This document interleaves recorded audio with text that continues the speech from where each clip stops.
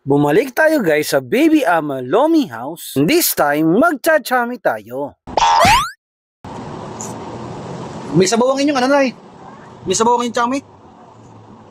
Ayos. Ayos din ah.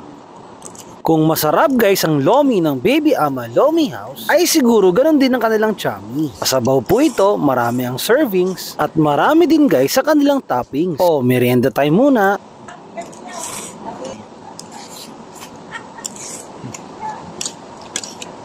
Ayos din chami.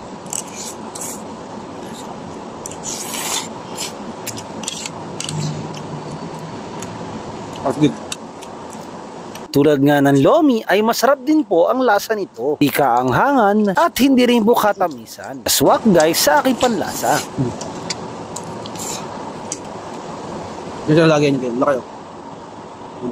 Puno yan. Maraming servings guys.